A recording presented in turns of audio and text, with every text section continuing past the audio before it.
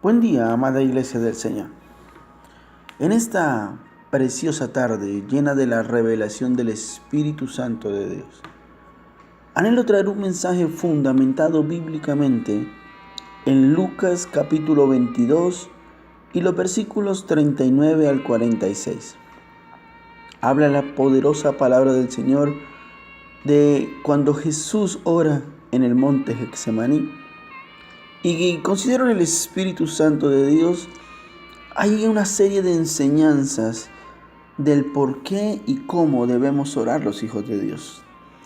Y qué mejor que a través de nuestro amado Jesucristo, como Él lo hace en este monte de Getsemaní, a postas de una decisión difícil como era ir a la cruz. Y dice la Escritura en la Reina Valera 1960, en el versículo 39 del capítulo 22 del Evangelio de Lucas: y saliendo se fue como solía al monte de los olivos, y sus discípulos también le siguieron. Mira la primera enseñanza poderosa que hay en este verso 39, y es que dice la Escritura que Jesús se fue al Getsemaní a orar, dice, como solía. Es decir, que era una costumbre de Jesús. No era que Jesús buscara al Padre cuando lo necesitaba. No era que Jesús buscara a Dios cuando requería algo o quería hablar con Él en algún momento específico. Sino dice la palabra que es como solía hacerlo. Es decir, que Él tenía como costumbre orar. Pero también el versículo 39 termina diciendo que los discípulos lo acompañaron. Es decir, que los discípulos también le siguieron.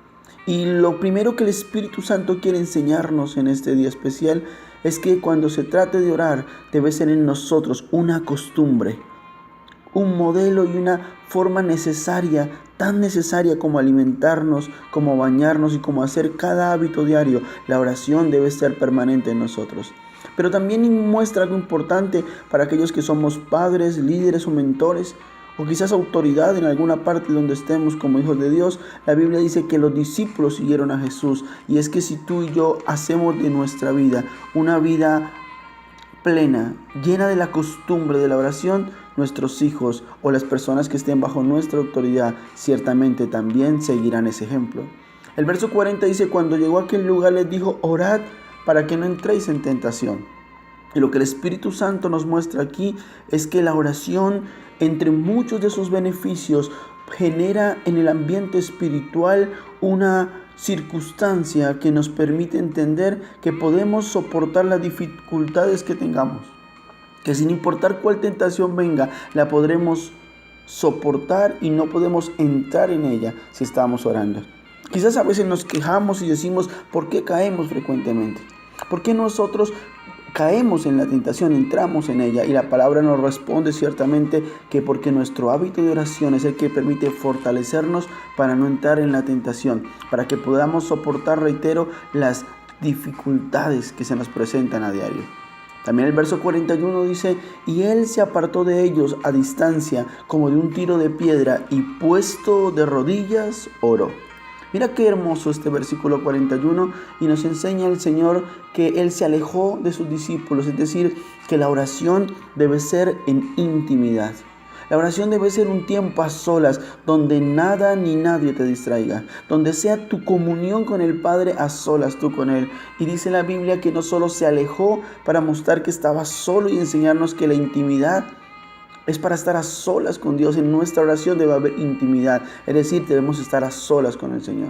Pero también dice la Biblia que se arrodilló y oró. Es decir, que no solamente la oración debe ser a solas, sino debe ser en actitud de humillación. Que nuestro cuerpo, nuestro ser y nuestra alma tengan una actitud de contrición ante el Señor y de humillación delante de Él. Mira qué hermoso es que Jesús dice que Él no solamente se aparta de sus discípulos, sino que Él va de rodillas delante del Padre. También el verso 42 dice: diciendo: Padre, si quieres, pasa de mí esta copa, pero no se haga mi voluntad, sino la tuya. Y esto habla de que nosotros podemos pedirle muchas cosas a Dios, quizás de lo que nosotros anhelamos en ese momento o lo que necesitamos.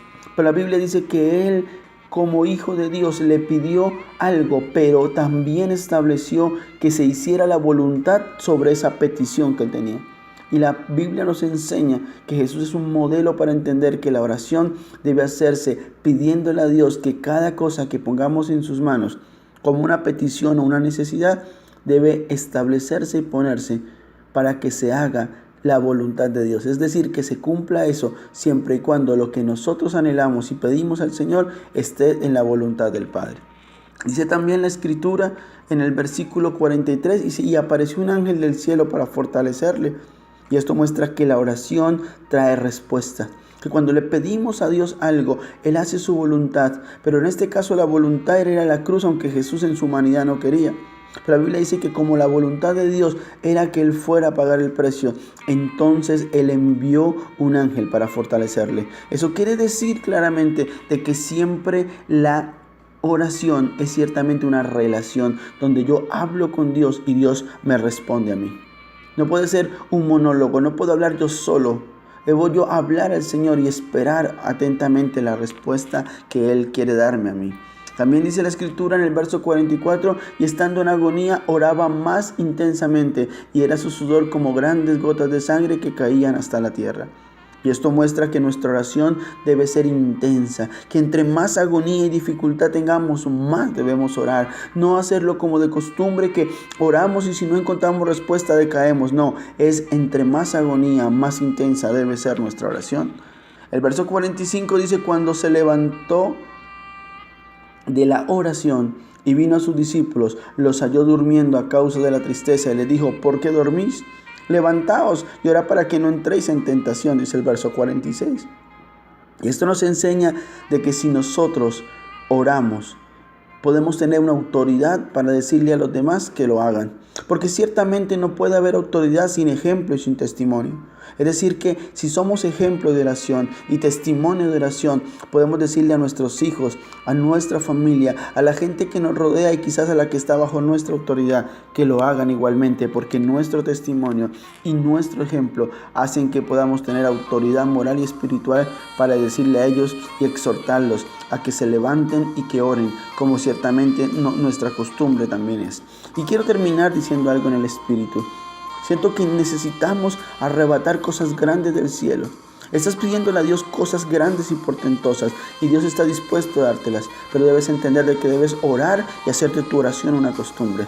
De que así como tú oras, los discípulos tuyos, tus hijos, la gente que tú estás en autoridad sobre ellos, van a seguirte a ti en el ejemplo, porque tú ciertamente lo haces también.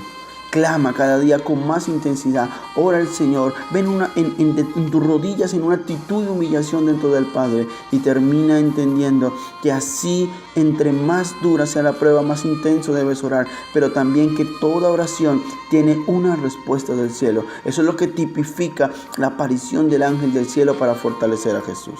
El Señor le bendiga y haga de tu vida una vida llena de oración y de bendición para que ciertamente haya respuesta del cielo.